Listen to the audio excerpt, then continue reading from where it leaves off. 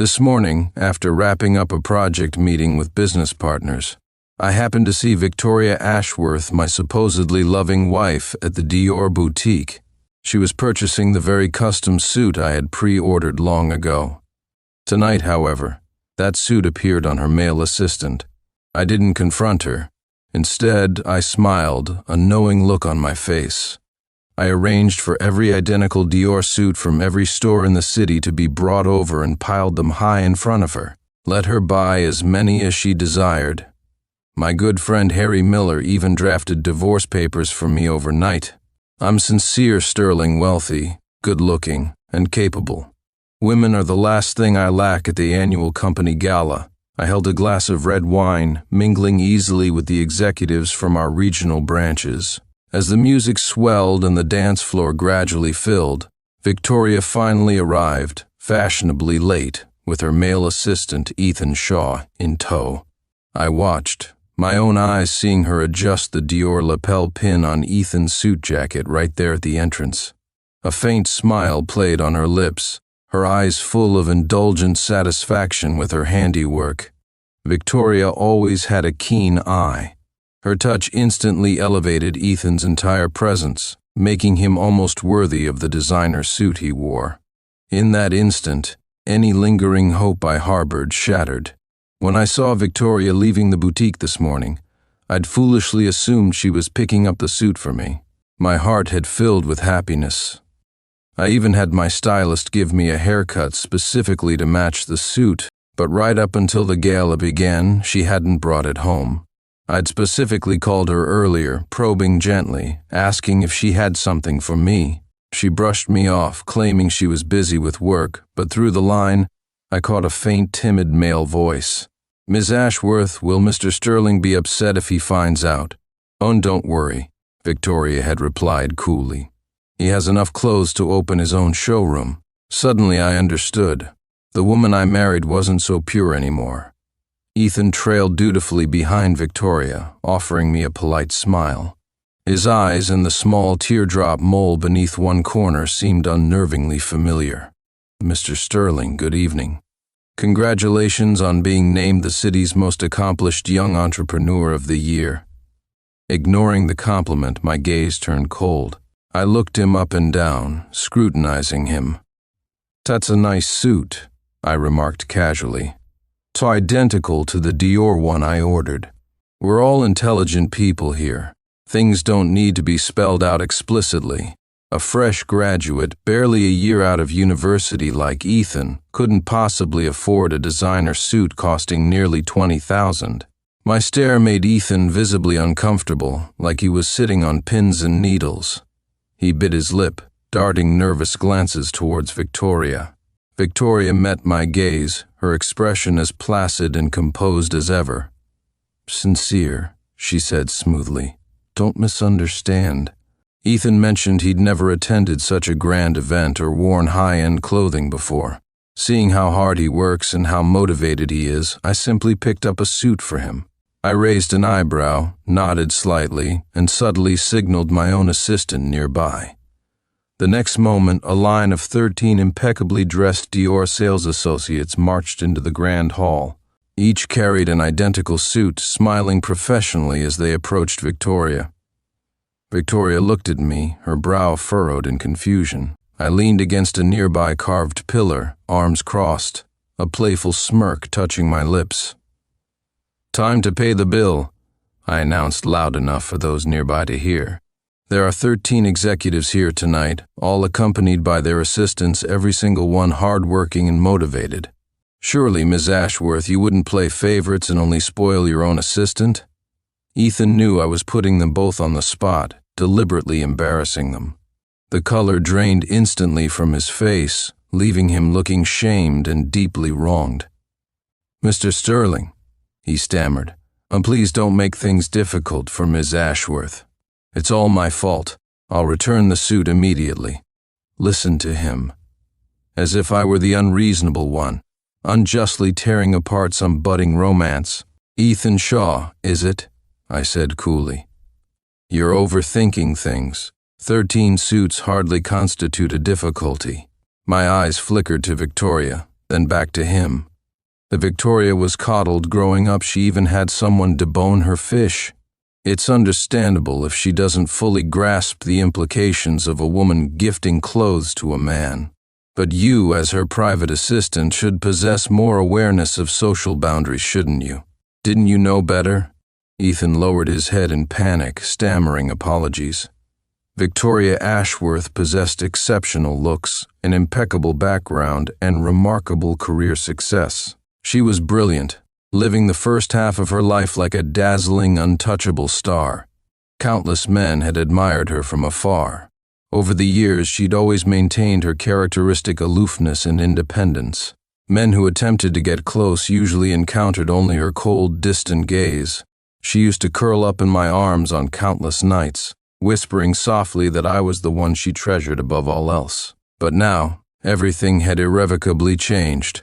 In her eyes, I saw it clearly concern, even pity, directed towards another man. Victoria shook her head with a faint, resigned smile. She retrieved a black card from her purse and handed it to the lead sales associate. Then, she walked slowly over to me, put her arm around my waist and looked deeply into my eyes. Under the cover of the music, her pleasant voice murmured in my ear, "It's just a suit, sincere. I didn't realize you'd take it so seriously. Scaring the newcomer is one thing, but I'd hate for you to get worked up and upset yourself." Her tone was light, almost playful, as if discussing some trivial matter, effortlessly shifting the focus away from Ethan. A cold sneer touched my lips. My hand, fingers long and defined, gently cupped the back of her head, pulling her incrementally closer. "Ethan Shaw has feelings for you," I stated quietly. "You're far too intelligent not to see it." My voice dropped lower. "I know the cost isn't the issue for you. What happened today is the first time. I expect it to be the last." The surrounding employees, mistaking our intense proximity for flirtation, erupted in good-natured cheers and whistles. Nose to nose, Victoria's face flushed a deep red. Her usual composed expression finally showed a visible crack. She frowned uncomfortably. "Sincere, don't be like this," she hissed quietly. "But what will the staff think?" she added firmly. "Ethan and I have a purely professional relationship, nothing more. Don't let your imagination run wild." I snorted softly and released her. Humiliating her publicly was easy, but it wouldn't reflect well on me either. Engaging in a rivalry with such a watered-down boy was decidedly beneath my station. I'd made my point. I decided to let them off the hook for now. Besides, I had no concrete proof of anything truly inappropriate between them. Taking her hand, I led her towards the stage to deliver the annual summary of our company's impressive achievements. The executive's assistants, sharp cookies all of them, gleefully accepted their unexpected new suits, making sure to parade pointedly past Ethan on their way back. "We owe you one, Assistant Shaw," one called out jovially. "And if it weren't for you, us guys might never have gotten to wear suits this expensive in our lifetimes." Another chimed in, voice laced with insinuation. "To someone like Miss Ashworth, giving a suit is probably like you giving a child a piece of candy. You wouldn't get any inappropriate ideas about her just because of a small gift, would you?" a third added, looking him up and down. "Assistant Shaw, your eyes. And that little mole. Quite the resemblance. No wonder Miss Ashworth seems to favor you." Every one of them wore a mocking expression, their words dripping with warning. Ethan had likely never experienced such public humiliation. His head drooped lower and lower, consumed by shame. He waited until the crowd dispersed before running out of the hall, eyes red-rimmed. He didn't return before the gala concluded. After dinner, Victoria and I tactfully made an early exit, allowing the younger employees to truly relax and enjoy the remainder of their night. I'd been drinking, so Victoria drove us home. Victoria was a control freak when it came to her car. Only she ever drove it. As soon as I settled into the passenger seat, I noticed something was wrong. The seat position, my usual setting, had been adjusted, and stuck firmly to the corners of the sun visor were several stickers depicting fierce-looking anime warriors. Besides me, Absolutely no one dared to treat Victoria Ashworth like a chauffeur, and certainly no one was clueless enough to presume to sit in the front passenger seat of her car. It didn't require a genius to deduce who had been sitting there. A sudden, inexplicable rage flared hot within me. I hate to admit it, but at that moment I felt intensely provoked, my scalp tingling, all rationality deserting me. Even when I discovered Victoria had given my pre-ordered suit to Ethan, I'd primarily felt a sense of loss for the suit itself. But this finding his mark left deliberately within my private space, my designated seat in her car, this felt like a blatant, calculated provocation. In 5 years of marriage, I had never felt anger like this. For a fleeting, visceral moment, I wanted to slap Victoria across the face, kick her out of the car, drive straight to wherever Ethan was, and punch him squarely. Twice. Just as I was about to open my mouth and demand an explanation, her phone rang. Completely oblivious to my barely contained fury, Victoria calmly answered Ethan's call. I started irritably readjusting my seat, only catching her side of the conversation. "Okay, don't worry. I'll be right there." My hand paused mid-adjustment. I slowly looked up at her. Victoria frowned slightly. "Ethan's trying to return that suit at the boutique, but he doesn't have the receipt. I need to go over there." She glanced at me. "Unsincere, I'll call the driver to come pick you up. You go on home first." I stared at her, incredulous. "You're going to abandon me here, on the side of the road? For something so trivial," I added pointedly, "and I'm drunk." "Sincere, please don't make this difficult," Victoria pleaded, a hint of exasperation in her voice. "The boy's pride is severely wounded. After what you pulled tonight, he apparently cried until his voice was hoarse. He just wants to return the suit now. Is his pride truly wounded? Or is he deliberately provoking me right under your nose?" I shot back. "Can't he simply come and get the receipt himself?" Victoria closed her eyes with a weary sigh. When she opened them again, they were filled with an unfamiliar coldness. "Sincere, is there really any point in harassing a newcomer like this?" she asked cuttingly. "When did you learn to throw your weight around, abusing your position? You weren't like this before." The white-hot anger I'd felt just moments ago instantly evaporated, replaced by a wave of profound, boundless disappointment. Suddenly, the entire situation struck me as utterly laughable. "And me? Throwing my weight around?" I echoed bitterly. "Victoria, in all our time together, you have never defended another man in front of me, not even your own father. This is a first." A flicker of incomprehension crossed Victoria's cold features. "When we got married," I reminded her sharply, "when we made an agreement. For the sake of the Ashworth and Sterling family reputations, you wouldn't entertain potential suitors and I wouldn't frequent nightclubs. Are you seriously planning to break that fundamental rule for him?" Victoria's gaze remained cool and resolute. After a long moment of internal deliberation, she proceeded to dial the number for the family driver. Finally, she leaned over, unbuckled my seatbelt, and spoke in a calm, detached tone. "Sincere, you're always so sharp, so assertive. We're husband and wife, remember? Not just strategic business partners. Stop applying your boardroom tactics to our relationship. It makes me feel suffocated."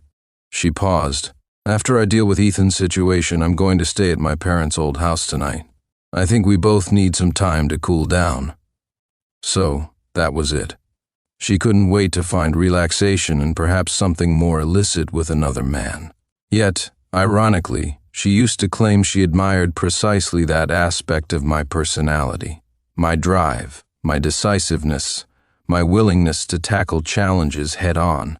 Tired of me, bored with me, that's all it boiled down to. Why concoct such a high-minded excuse and attempt to pin the blame squarely on my shoulders? I took the hint and got out of the car without another word, watching the red Porsche accelerate smoothly down the road and disappear from sight. I gave her a chance. She didn't value it. Picking up my phone, I dialed my good friend. "Sorry, Harry," I said grimly. "Draw up divorce papers for me. Unless absolutely necessary, I hadn't wanted to divorce Victoria. The Ashworths and the Sterlings were old family friends. Our families had known each other for generations. Victoria and I were childhood sweethearts, more or less, though she had gone abroad to study for about 10 years, during which time we had lost contact. We reconnected at a banquet specifically arranged by our families to explore the possibility of a marital union. She was still as poised and beautiful as I remembered from childhood, handling the elders' probing questions with remarkable ease and confidence. Meanwhile, my life, apart from managing the Sterling Corporation, had involved its fair share of unwinding in nightclubs to cope with the pressure. I had anticipated a degree of distance and awkwardness between us after so many years apart. Surprisingly, when we were alone, I discovered that beneath her elegant and composed exterior lay a witty and humorous soul. That old, familiar connection from our youth instantly resurfaced. We were both ambitious, focused on advancing our careers, and mutually admired each other's drive. We quickly became engaged and subsequently married. Post-marriage, we strategically cross-held shares in each other's companies, leading to an unprecedented and highly successful merger of the Ashworth and Sterling corporations. Consequently, dividing our entangled assets upon divorce would be an exceedingly complex and potentially messy affair. Back at my villa, my head was pounding fiercely. After showering, I drank a glass of warm milk and prepared for bed. My phone pinged. It was a good night message from Victoria, complete with a kissing face emoji. Even in the midst of our Cold War, she meticulously performed the expected courtesies. The next morning, as I headed to work, I was nearly knocked over by a young woman with striking blue hair just outside the entrance to the Sterling Corporation building. My Stefano Ricci briefcase tumbled to the ground, scraping off a small patch of expensive leather. The breakfast coffee she was holding flew in an arc, splashing onto the hem of my overcoat. The 2 security guards stationed at the entrance saw the commotion and immediately ran over, loudly scolding the girl for not watching where she was going. Startled and panicked, the girl scrambled to pick up my briefcase, handed it back to me, and frantically pulled out tissues, trying in vain to wipe the coffee stain off my coat. Seeing her efforts were futile, she desperately knelt on the cold pavement, begging for my forgiveness. It was the middle of winter, yet she wore only a thin jacket and large sunglasses, which didn't entirely conceal the faint bruising beneath her eyes. Ignoring the stained coat, I frowned, concerned only with tenderly examining the scuffed leather on my precious briefcase. As fate would have it, this entire scene was witnessed by Victoria, who habitually arrived at her office building across the street around the same time as me. She stood silently on the opposite sidewalk, watching the interaction, her face stern and unreadable, yet radiating cold disapproval. For the first time, I detected a flicker of genuine disgust in her eyes. Perhaps, from her perspective, my lofty posture as I inspected my damaged briefcase while the girl knelt appeared as yet another instance of me throwing my weight around. I ignored her silent judgment, stepped back slightly, gestured for the approaching security guards to hold back, and grasped the girl's arm, pulling her gently but firmly back to her feet. "I don't know what difficulties you're facing," I said, my voice softer than before, "but a young woman needs to value herself more. You can lose almost anything, but never lose your self-respect. That's the one thing that truly belongs only to you." The girl hastily gathered the dropped items and trash from the ground, stammering apologies mixed with thank yous. Then she scurried away nervously. As she rounded the corner of the building, however, she glanced back sharply over her shoulder, a strange, unreadable smirk playing on her lips.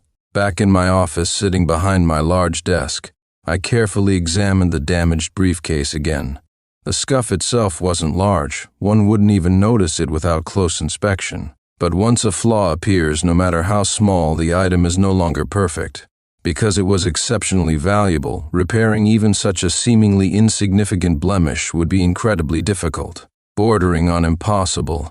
Even harder to repair, I reflected grimly, was the fractured relationship between Victoria and me. The look she had given me that morning still felt like a sharp thorn lodged deep in my heart. Our lunches were traditionally prepared by the Ashworth family's kitchen staff and delivered directly to my office.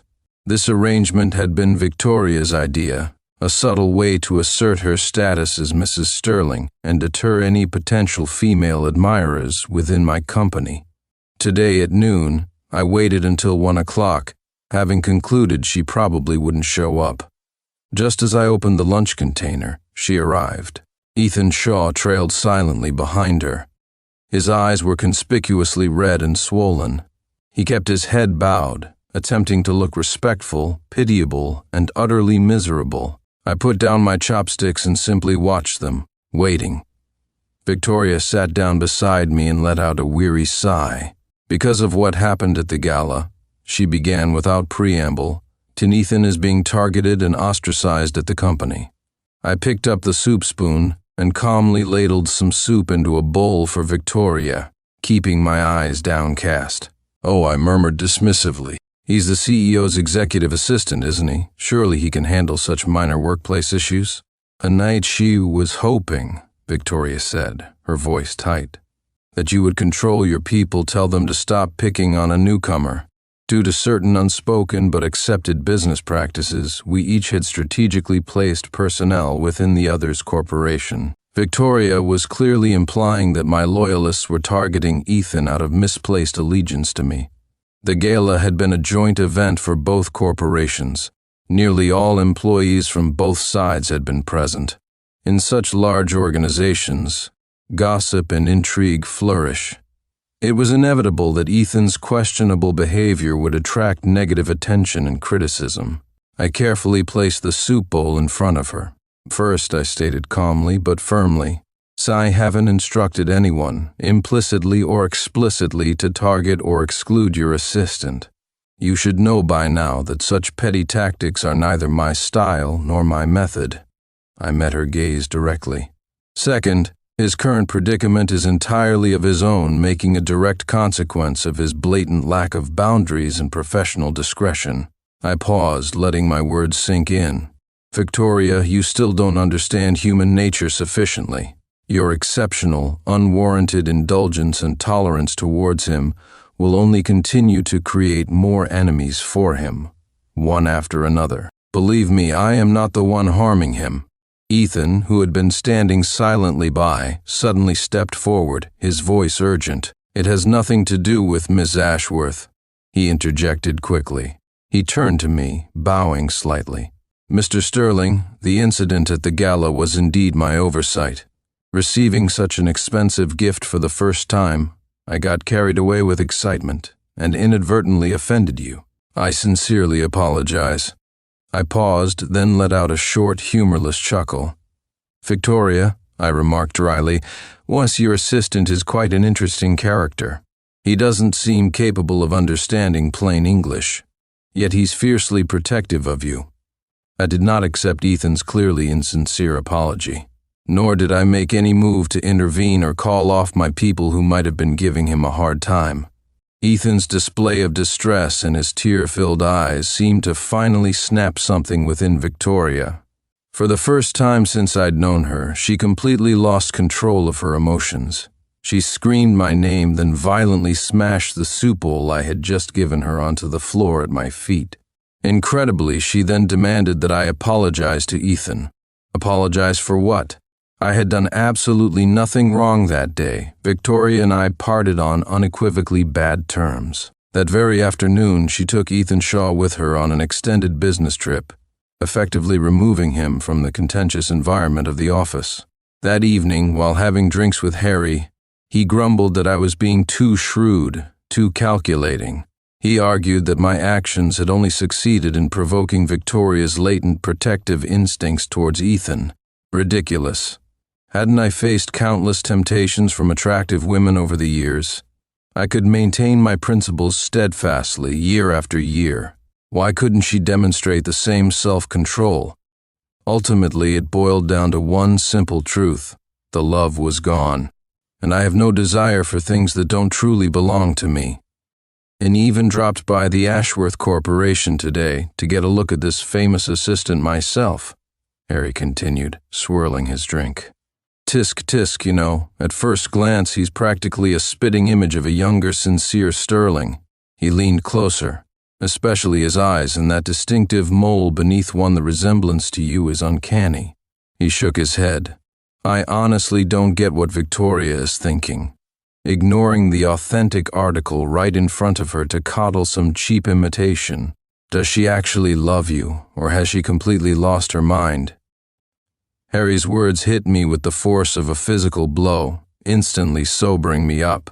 No wonder I had felt that strange, foggy sense of familiarity upon first meeting Ethan. Then I scoffed bitterly. "Who knows?" I muttered cynically. "Maybe the imposter is gentler, more considerate, more adept at understanding her needs." My head was throbbing intensely. Harry ended up driving me home. "And the divorce papers are drafted and ready," he informed me as we pulled up. "When are you planning to actually present them to Victoria?"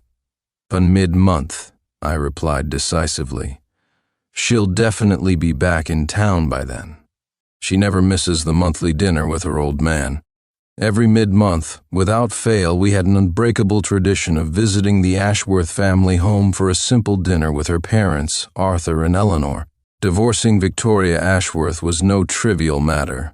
The intricate web of our personal and professional lives meant I needed this intervening time to meticulously secure all my options and prepare thoroughly for the inevitable fallout. During these days, Ethan Shaw wasn't exactly idle either. He seemed determined to rub salt in the wound, updating his social media feed multiple times a day with curated glimpses of his trip with Victoria. Posts featured them having breakfast together, working late into the night side by side, standing atop the city's grandest skyscraper, surveying the panorama below. There were pictures documenting his firsts, his first time skydiving, his first time experiencing the vibrant underwater world through scuba diving, his first time witnessing the ethereal beauty of the aurora borealis. The novel experiences and sheer excitement this business trip afforded him were clearly things far beyond his wildest dreams or independent means. His giddy joy practically overflowed the confines of his social media profile. It used to be only me accompanying Victoria on such excursions and adventures. Now, the way my own colleagues looked at me was tinged with cautious sympathy and poorly concealed pity. Victoria, by her silence, tacitly allowed Ethan to employ this passive-aggressive method to provoke and wound me. Truly ruthless, cutting deep to the core, utterly heartless and calculating. These past few days, Harry had practically become my shadow, eating and sometimes even staying over at my villa, assisting my legal team in the complex and painstaking process of disentangling my finances from Victoria's. Today, he burst into my office, clutching a plain manila file envelope, his face contorted with fury. "Sincere," he spat out. "Sis, Victoria has really crossed the line this time. It's outrageous. I was in the middle of signing an important business document." I looked up slowly, noting Harry seemed moments away from exploding. "What is it now?" I asked tiredly. "Is she back?" Harry slammed the envelope down hard onto my polished mahogany desk. A small memory card and several glossy photographs slid out. The photos depicted Victoria and Ethan together in what appeared to be a hotel suite, their poses alarmingly intimate. In several shots, Ethan was bare-chested, revealing a cluster of glaringly obvious hickeys prominently displayed on his chest and neck. "She's not back," Harry snarled. "But these compromising photos certainly are." My shoulders, usually held ramrod straight, slumped almost imperceptibly. My chest tightened, a sharp ache constricting my heart. With fingers that trembled slightly, I picked up the memory card and inserted it into the spare laptop on my credenza. The screen flickered to life, displaying a video. The setting was a hotel rooftop terrace at dusk. Victoria stood on her tiptoes, gently cupping Ethan's face in her hands, gazing up at him with an expression bordering on obsessive adoration. Behind them, the sky was a breathtaking canvas of fiery orange hues painted by the setting sun. The twilight glowed. The two figures embraced. It looked like a poignant romantic painting unfurling across the horizon. Just as their lips were about to meet, I decisively slapped the laptop shut. My own voice trembled slightly, betraying my inner turmoil. "Who sent this?" "Saint-Y arrived by courier," Harry replied grimly. The front desk downstairs received the package. I took a deep, deliberate breath, then slowly exhaled, forcing myself to regain control. Meticulously, I gathered the photos, placed them back into the envelope along with the memory card, secured the envelope in a locked drawer of my desk, and finally managed to restore a semblance of outward calm. "Keep this absolutely quiet," I instructed Harry, my voice low and steady now. "Find out precisely who sent that package." "Who else could it possibly be?" Harry scoffed indignantly. "It has to be that shameless Ethan Shaw, obviously desperate to force your hand and climb the corporate ladder by any means necessary." The angle of the video footage seemed more like candid, surreptitious filming rather than something deliberately staged, I noted internally. Whatever. Ultimately, it didn't matter who sent it or why. What mattered was the undeniable truth. Victoria Ashworth was truly tainted this time. Tomorrow was the mid-month mark. It was high time for all this sordid, rotten business to finally come to an end. The next day, Victoria returned to the Ashworth Corporation. In the very first morning meeting, she moved swiftly to make an example of certain employees, a clear act of killing the chicken to scare the monkeys. With ruthless efficiency, she summarily fired 3 staff members who had been amongst the most vocal in mocking Ethan Shaw after the Gala incident. 2 of those fired were known to be my loyalists within her company. I wasn't particularly surprised by Victoria's blatant, unapologetic defense of Ethan. After all, judging by the photographic evidence, they were presumably sharing the same bed now.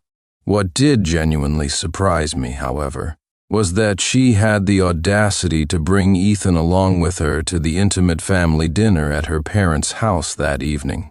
Ethan, it seemed, had used the business trip not only for pleasure, but also to procure numerous gifts for my mother-in-law, Eleanor, mostly expensive health supplements and wellness products. He had clearly researched her preferences and successfully charmed her with his thoughtful offerings. Eleanor was beaming. When I arrived, Eleanor greeted me warmly, asking someone to fetch Arthur and Victoria, who were apparently talking in the study so that dinner could begin. She took my hand affectionately and began chattering about various inconsequential family matters. Victoria eventually emerged from the study and entered the dining room. She shot me a single brief glance, then deliberately averted her eyes.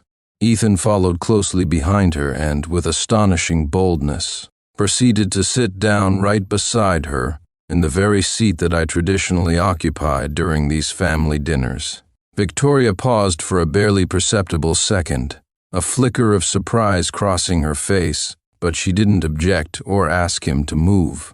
Considering we weren't officially divorced yet, still legally husband and wife, her allowing this male assistant, her subordinate, to accompany her to her family home and usurp my customary place at the table was an undeniable, calculated slap in the face. Ethan's smug, triumphant satisfaction was plainly visible on his face. The sheer absurdity of the situation almost made me laugh out loud. Eleanor, ever the peacemaker, gently patted the empty seat next to her on the other side. "Come, Sincere, sit here next to me," she said, her expression kind and welcoming.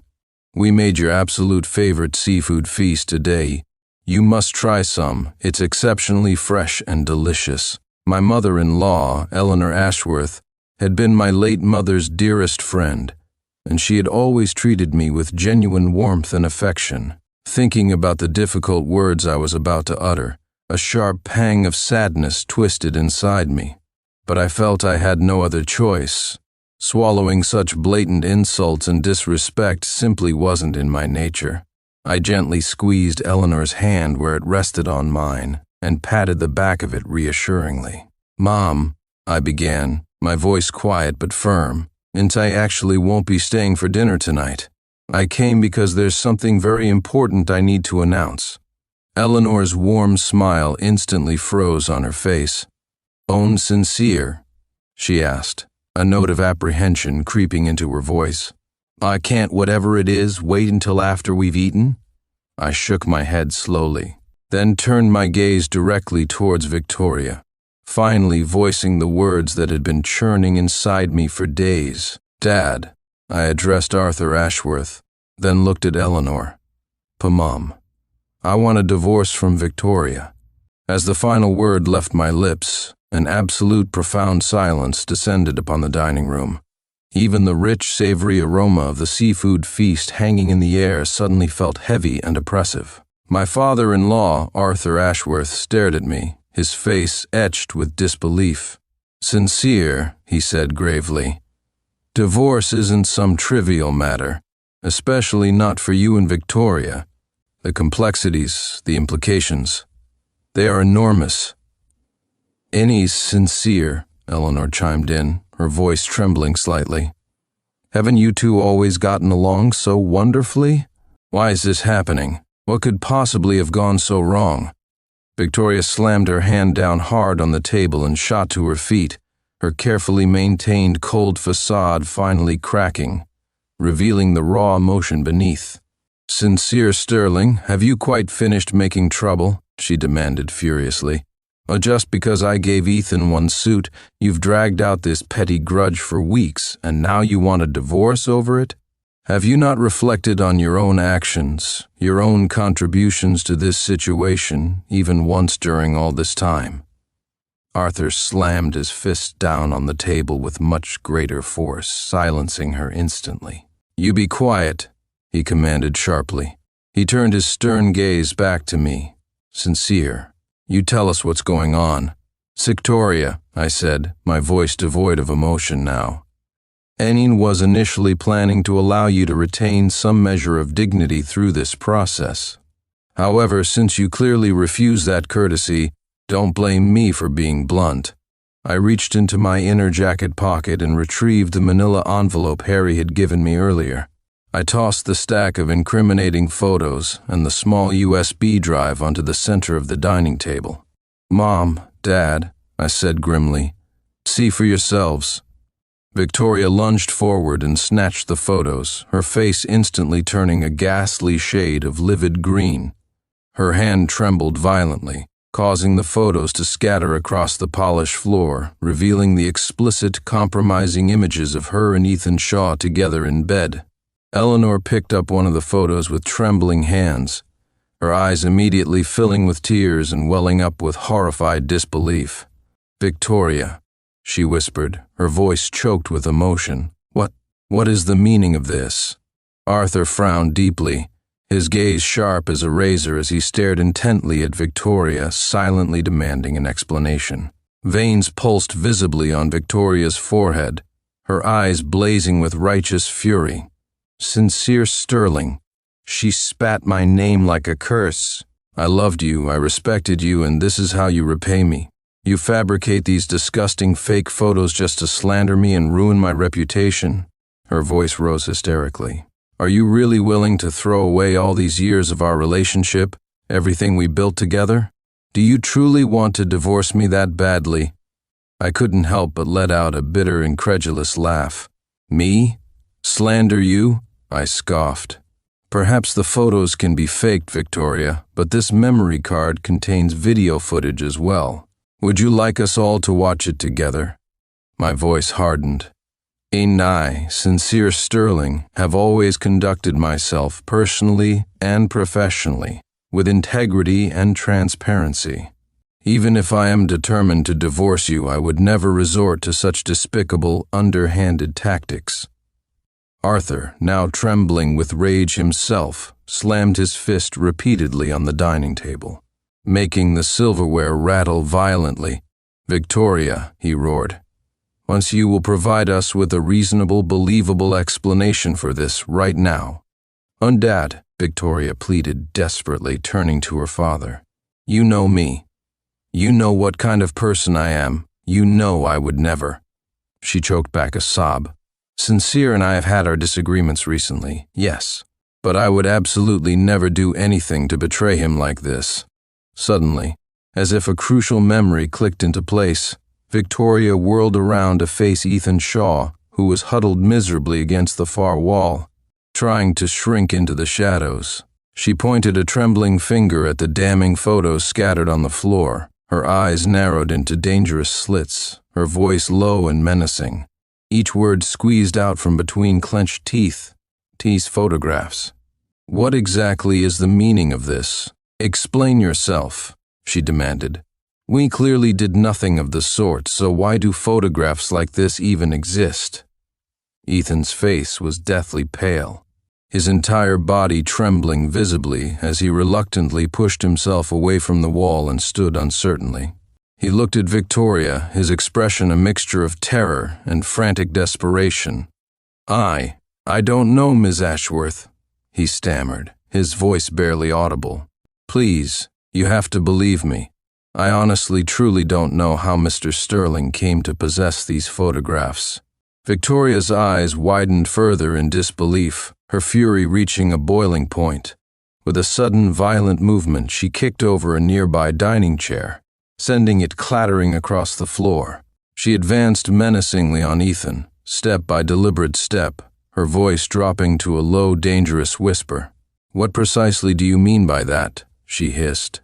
Are you implying that these photos depict something that actually happened? Her voice rose again, sharp with outrage. Why don't I have any memory of it? Ethan stumbled backward frantically until his back hit the cold, unyielding wall. Tears welled in his eyes, threatening to spill over, his voice choked with fear and desperation. Ms. Ashworth, please don't look at me like that. I'm scared, he whimpered. All I remember from that day, you were quite drunk. We were watching the sunset from the hotel terrace. And suddenly you seemed to mistake me. He darted a tearful, fearful glance in my direction, then quickly looked down at the floor again. You mistook me for Mr. Sterling. You held on to me tightly, kept calling Mr. Sterling's name. And then what? Victoria demanded sharply. Speak, tell me what happened next. Sana tried. I really tried to push you away, Ethan sobbed, but you wouldn't let go. He shook his head violently, burying his face in his hands. And I don't know, I swear, I don't know how Mr. Sterling found out about any of this, Miss Ashworth, please, you must believe me, I honestly intended to keep this secret buried in my heart forever. Victoria's expression went completely blank for a long moment, then twisted into a bitter, disbelieving grimace. She shook her head slowly. Impossible, she whispered, more to herself than anyone else. How could I possibly not know what I myself did or didn't do? She looked directly at Ethan, her voice filled with cold certainty. Perhaps in a drunken haze I momentarily mistook you for Sincere. But I would never, under any circumstances, actually sleep with you. Her lip curled in disdain. Because you are simply not worthy. Victoria's scathing words seemed to cut Ethan to the core. The tears he had been holding back finally spilled over, streaming down his pale cheeks. Looking utterly humiliated and profoundly wounded, he clenched his jaw tightly, turned, and fled from the dining room. Only then did Victoria slowly turn back to face me, her expression filled with infinite sadness and desperation. Sincere, she pleaded, her voice thick with emotion. And please believe me. I didn't. I swear to you. I did not do anything to betray you. I looked back at her, my face an impassive mask, my heart numb. Whether you actually did or not, I replied coldly. At this point, I honestly don't care. We are getting divorced regardless. No, Victoria cried out, her voice raw with anguish. And I don't agree, I will not agree to this. She rushed towards me, grabbing my hand desperately, her grip surprisingly strong. Sincere, you know how much I love you, you have to know that. Her eyes searched mine frantically. Why do you think I made exceptions for Ethan? Why was I different with him? Isn't it obvious? It's because in his eyes, in his features, I saw a faint reflection of your younger self, she confessed, her voice cracking. But even if he resembles you somewhat, I assure you, I never did anything improper, and I certainly would never physically touch him in that way. Please believe me. Her voice trailed off into a choked sob. I had heard enough. I didn't want to listen to any more of her convoluted excuses or justifications. I raised a hand sharply, cutting her off mid-sentence. But he is still not me, I stated flatly. Don't dare use me as a pretext for your apparent infatuation, only to try and shift the blame onto my shoulders in the end. My voice remained level but held an edge of steel. I don't doubt that you once loved me deeply, Victoria, but I am 30 years old now. I admit I am no longer as young, perhaps not as attractive, and certainly not as obedient as a boy barely out of his teens. I am assertive, sometimes domineering, admittedly not as gentle or considerate as others might be. I paused, letting the harsh truth hang in the air. Admit it, Victoria. Right now, in this moment, you don't love me nearly as much as you desperately try to convince yourself you do. It's merely the weight of responsibility, the constraints and expectations of our marriage, forcing you to continue playing the role of the loving wife. My voice softened slightly, but my resolve remained firm. Since the original feelings, the core foundation, are clearly gone, why continue forcing something that is broken? Let's release each other. Let's go our separate ways and find our own paths.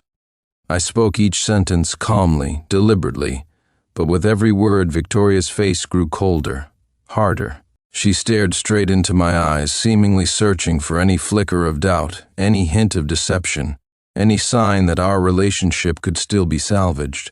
But my gaze remained steady, clear, and utterly unwavering. Her grip on my hand tightened painfully, her voice dropping to an almost desperate plea.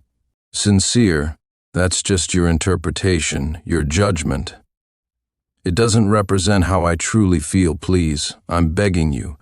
Don't treat divorce so lightly. Don't make this kind of cruel joke. Her eyes implored me. I can explain everything that has happened recently. Truly, I can. She launched into another rapid-fire explanation. I didn't initially want to take him on that business trip. He begged me, literally crying, terrified that he would be relentlessly bullied and tormented at the company if I left him behind. She rushed on, and all those entertainment activities he enjoyed, the skydiving, the scuba diving, those were all provided and arranged by our business partners. I wasn't even involved in most of them. Well, let's just say I was. Completely in the wrong this time, she conceded finally, her voice laced with desperation. I apologize to you sincerely. I am so sorry that I made you feel wronged, hurt, and humiliated. She looked down, then back up, trying a different tactic.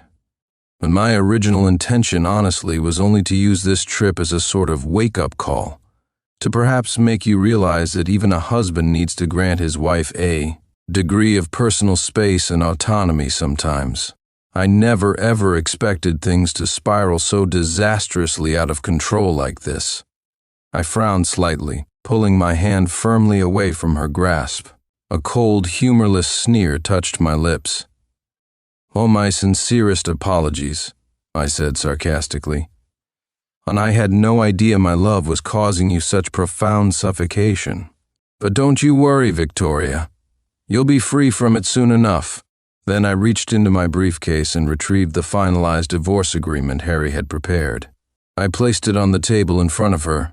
"When the asset division," I stated calmly, "'tis been structured, to the best of my ability, to be clear, fair, and equitable. Please review it carefully. If the terms are acceptable to you, simply sign the document." I added, as a final concession, "If you have specific objections or proposed modifications, I am willing, out of respect for your parents, Mr. and Mrs. Ashworth, to discuss them further with you or your legal counsel." Victoria stared at the document as if it were a venomous snake, unable to accept the finality it represented. She let out a choked, defeated, bitter laugh. "So I will not agree to this divorce," she declared, her voice trembling but defiant. And furthermore, she added fiercely, and I will find concrete evidence to prove, beyond any shadow of a doubt, that I never touched Ethan Shaw. And that's irrelevant now, I replied coolly. If you refuse to sign, I will simply proceed with filing for divorce through the courts. Victoria's eyes reddened with disbelief and unshed tears. She simply couldn't comprehend it. How could it be possible? When I had clearly loved her so deeply, so demonstrably, and when she, Victoria Ashworth, had humbled herself to the point of apologizing. Why was I still so inflexibly, irrevocably insistent on ending their marriage? Before Victoria could articulate any further arguments or pleas, Arthur Ashworth slammed his hand on the table one last time and rose heavily to his feet. He shot Victoria a single look brimming with profound disappointment and palpable anger, then turned and stormed back towards the quiet refuge of his study. Eleanor Ashworth was already sobbing uncontrollably into her hands, her shoulders shaking, tears streaming unchecked through her fingers. Sincere, Victoria, she choked out between sobs. How could you two? How could something like this happen to our family? In just 5 short years, the sensational, highly publicized high society union, hailed as the wedding of the century, had crumbled to this devastating end. The sweetness, trust, and partnership that had once defined their relationship had evaporated completely, leaving behind only bitterness, suspicion, and irreparable damage. I observed this heart-wrenching scene with a carefully maintained mask of cold detachment, though a tumultuous mix of conflicting emotions churned deep within me. We had been planning just recently on starting a family this year. I didn't return to the luxurious house I had shared with Victoria. Instead, I drove to my own private villa, a place that held different memories. After my mother passed away several years ago, my father, George Sterling, had retired from active involvement in the corporation and had chosen to live out his golden years there, enjoying a quieter pace of life. I made it a point to visit him every few days. I told my father straightforwardly that I was divorcing Victoria. He was visibly shocked for a long moment, absorbing the news, but ultimately he respected my agency, telling me simply that I had to make my own decisions. However, old habits die hard. Almost immediately after our conversation, he discreetly slipped into his room and placed a clandestine phone call to Arthur Ashworth. In the past, whenever Victoria and I had encountered minor disagreements or rough patches, our fathers would often communicate privately behind the scenes, subtly coordinating their efforts to help us mediate and patch things up. But this time was fundamentally different. Seeing me return home from the office every single evening over the subsequent days, my father quickly grasped the severity and finality of the situation. His usual relaxing routines evaporated. He stopped going for his customary morning bird walks. He ceased enjoying his leisurely afternoon tea. Instead, he seemed to hover around me constantly, persistently reminding me of all the ways Victoria had been kind and thoughtful towards him over the years. Eventually, I grew tired of hearing it. "So was so incredibly good to you, Dad?" I finally retorted, my patience wearing thin. "You've called her numerous times these past couple of days. Has she even bothered to answer your calls once?" My father was rendered speechless, looking at me with a mixture of helplessness and frustration. She must be devastated because you abandoned her," he finally sputtered defensively. "See, she's probably retreated somewhere, hiding away, completely heartbroken." I couldn't help but smile faintly at my father's transparent attempt at deflection. The poor man was so stressed and worried about our situation that he had actually developed visible stress sores on his lips. "Dad," I said gently but firmly, "please stop trying to intervene, both of you. This divorce is happening. It's non-negotiable." I placed a reassuring hand on his shoulder. "Oh, please, don't worry. I give you my word. I will ensure this situation does not negatively impact the long-standing friendship and mutual respect between you and Mr. and Mrs. Ashworth." My father looked at me intently, his brow furrowed. "On you loved Victoria so deeply, sincere," he said quietly. "Don't you feel any regret? Aren't you even a little bit sad about losing her?" I clapped him gently on the shoulder again. "Dad," I replied, my voice deliberately toneless, "once the divorce is finalized, I intend to treat her as if she's dead." After the customary mourning period, I adapted the concept slightly, so I expect I'll forget her soon enough. My father's lips moved as if he wanted to argue further, perhaps to express his dismay at my callousness, but ultimately he said nothing more. He turned and walked slowly away, muttering under his breath, "Sigh. I sometimes wonder if raising you to be so exceptionally capable and fiercely independent was truly a good thing or not. Being the master of one's own destiny?" I thought silently. Of course it's a good thing.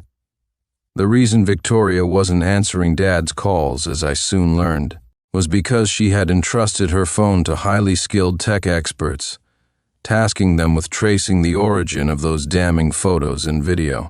Furthermore, her own investigative team had flown immediately to the city where she had been on that fateful business trip, specifically to scrutinize the hotel and gather any available evidence. They had already been gone for 3 days. This valuable intelligence came courtesy of Harry, who had been diligently fulfilling his delegated task.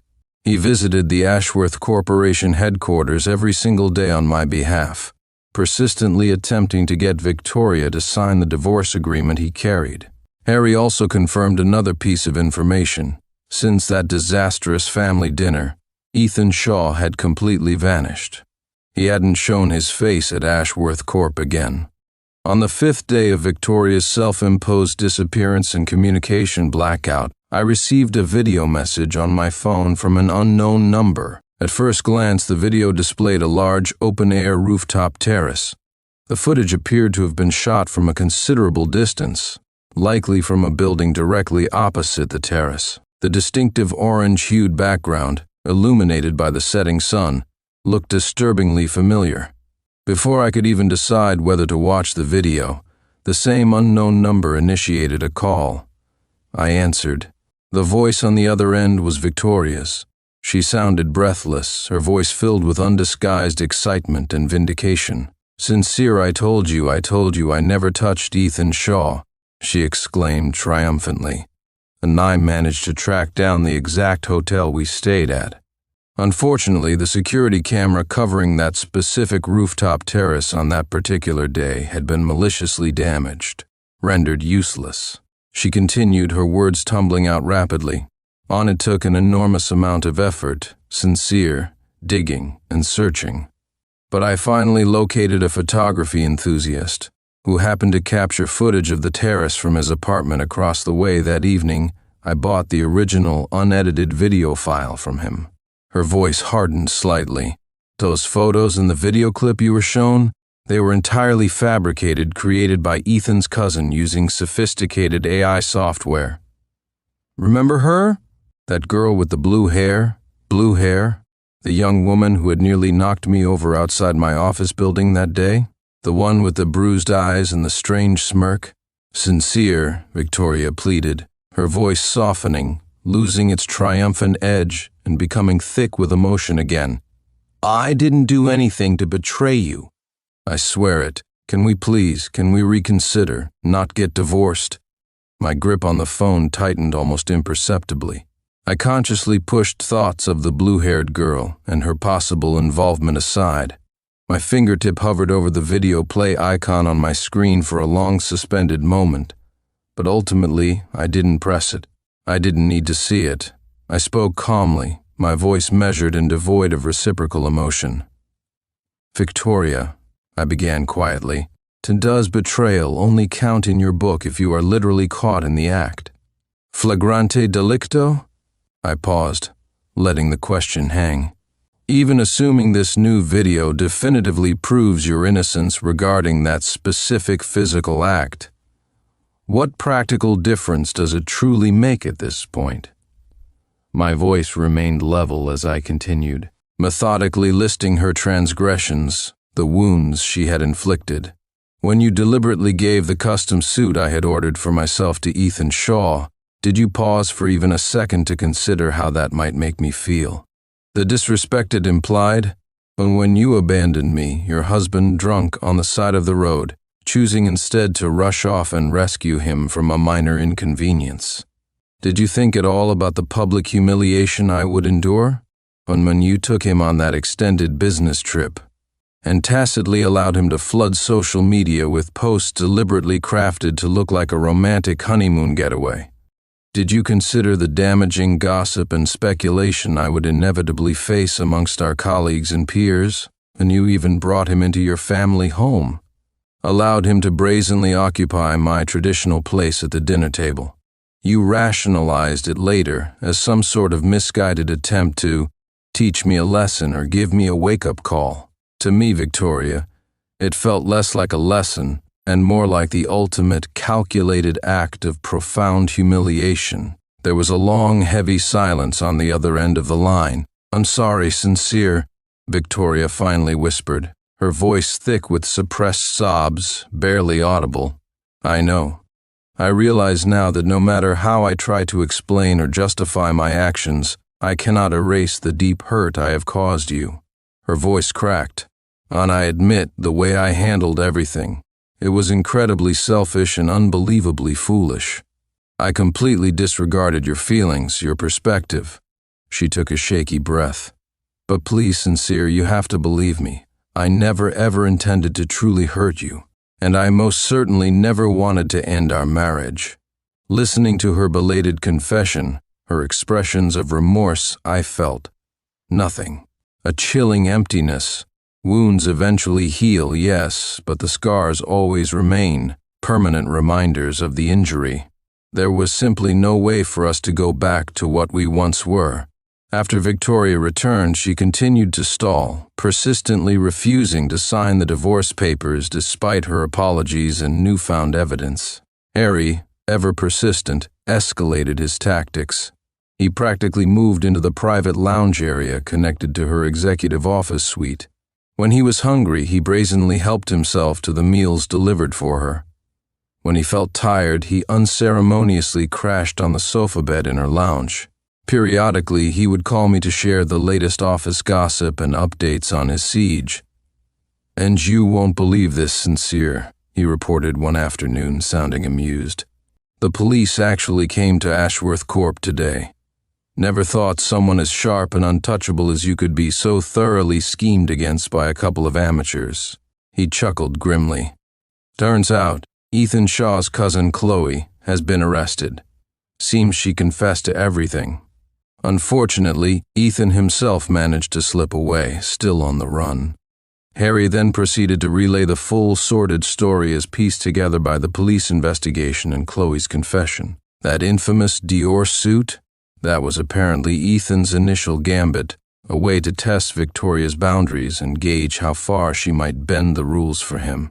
It turned out that when Victoria had first interviewed Ethan, despite his merely average qualifications, she had subtly hinted to the Human Resources Department that he should be hired.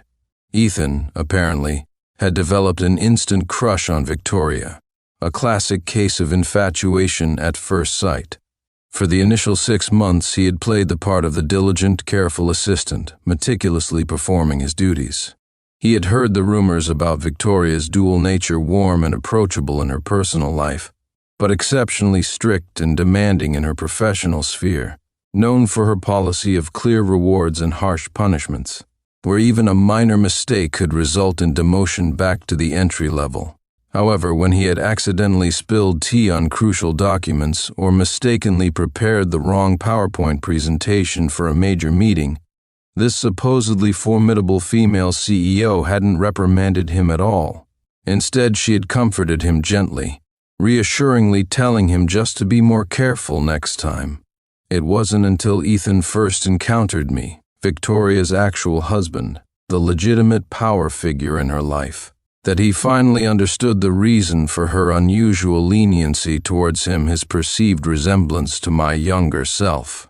From that point forward, his infatuation curdled into resentment and hostility directed squarely at me.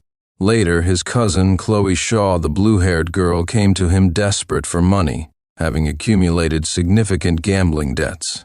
Upon learning about Victoria's immense wealth and status, Chloe had actively encouraged Ethan to leverage his youth and Victoria's apparent soft spot for him to seduce her and secure a permanent position of power and influence.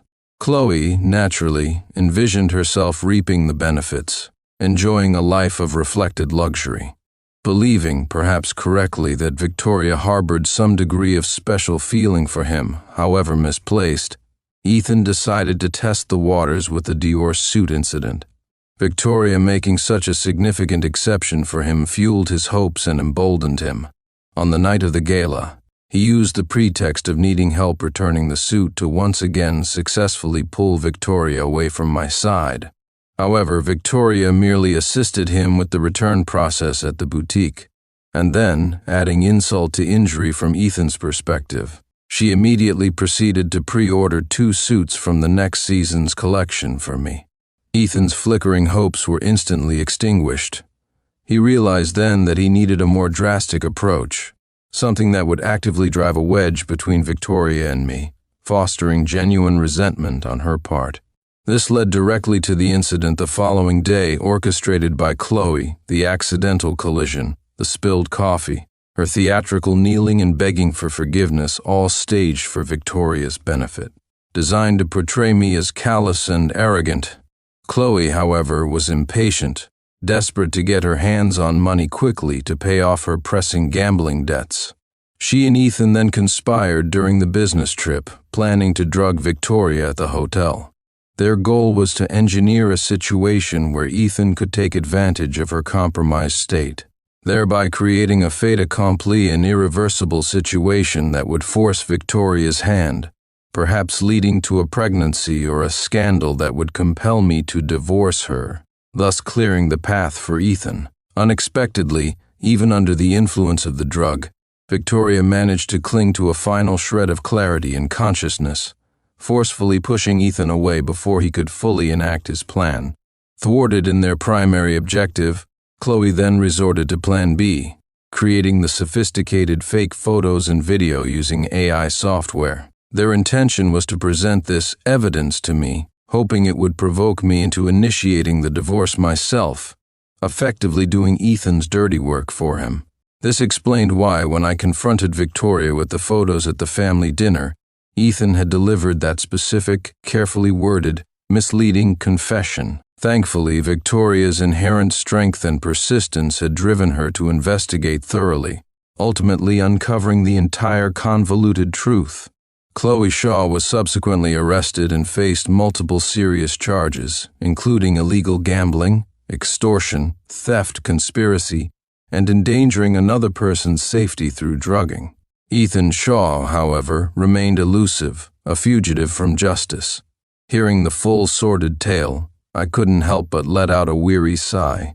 If only Victoria had remained true to her former self, navigating the inevitable temptations of life with grace and detachment, never allowing herself to become entangled.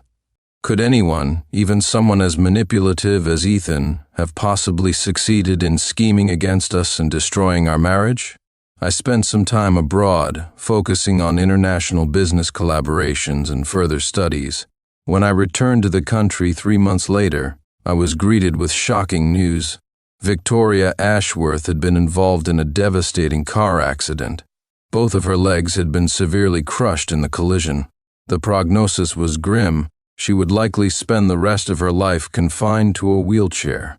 The driver responsible for the crash, the perpetrator, was none other than Ethan Shaw. He was eventually apprehended and sentenced to 25 years in prison for intentional assault causing grievous bodily harm. I found it difficult to comprehend. Didn't he profess to be deeply infatuated with Victoria? Was his motive truly the twisted logic of, if I can't have her, then no one can? A desire to destroy the object of his thwarted obsession. The truth, when it emerged, was even more chilling. When I arrived back at my villa, I noticed immediately that my black Maybach, my absolute favorite car, was missing from the secure underground garage. It took considerable persistent questioning before my father finally, reluctantly, revealed the truth. Victoria, anticipating my reaction, had begged him to keep the details from me. The black Maybach was more than just a car to me. I cherished it, ensuring it received meticulous maintenance every single month. During my time abroad, Victoria, knowing how much the car meant to me, had kindly taken upon herself the task of driving it to the dealership for its scheduled servicing. Ethan Shaw, entirely unaware that I was out of the country, had apparently been staking out my villa relentlessly for over a month, waiting for an opportunity. When he finally saw my distinctive black Maybach pulling out of the driveway driven, unbeknownst to him, by Victoria, he acted decisively. He had rented a nondescript, used car specifically for this purpose. Flooring the accelerator, he rammed the rented vehicle into the Maybach with full force, and without the slightest hesitation. His motive, it turned out, wasn't frustrated love, but pure, unadulterated vengeance. After his and Chloe's elaborate scheme was exposed, Ethan found himself utterly ostracized. His family and friends had severed all ties. He was subjected to constant ridicule and contempt from former colleagues. He was effectively blacklisted from the entire industry, his future prospects destroyed. Unable to cope with this catastrophic fall from grace, he had twisted the narrative in his own mind, blaming his entire misfortune, all his suffering squarely on me, the person he had intended to kill that day. The target of his murderous rage had always been Sincere Sterling. Victoria had simply been in the wrong place, driving the wrong car, at the tragically wrong time. The day after my return to the country, I went to the hospital, carrying a basket of tasteful flowers. Victoria was recuperating in a private, very important person room in the main inpatient ward. Strict instructions were posted. Absolutely no visitors allowed, except for essential medical personnel. I stood outside the closed door for a long moment and gently knocked. From within, I heard Victoria's voice, surprisingly calm yet underscored with a deep, weary strain. "Leave me alone," she said flatly. "Victoria," I replied quietly. "It's me, Sincere." An extended silence hung heavy in the air, the closed door a physical barrier mirroring the vast emotional chasm that now separated us. Neither of us spoke further. Finally, after what felt like an eternity, the door opened slightly, and a nurse emerged. She handed me 2 folded documents, clearly instructed by Victoria. One was the divorce agreement I had presented weeks ago. It now bore Victoria Ashworth's signature. The other document was a share transfer agreement. In it, Victoria was attempting to unconditionally hand over her controlling shares, effectively gifting me the entire Ashworth Corporation. Later, I met with Victoria's designated legal representative, and we finalized the divorce proceedings officially. However, I couldn't bring myself to accept the Ashworth Corporation shares. My father, upon learning of Victoria's offer, had stated unequivocally that if I dared to accept her company, he would personally break both my legs. A year passed. Eventually, I encountered Victoria again. She had been fitted with advanced prosthetic legs and was learning to walk with them. Remarkably, demonstrating incredible resilience, she had already made her return to the demanding world of business, and we, the couple once celebrated as the merger of 2 dynasties. We became the closest of strangers. The end.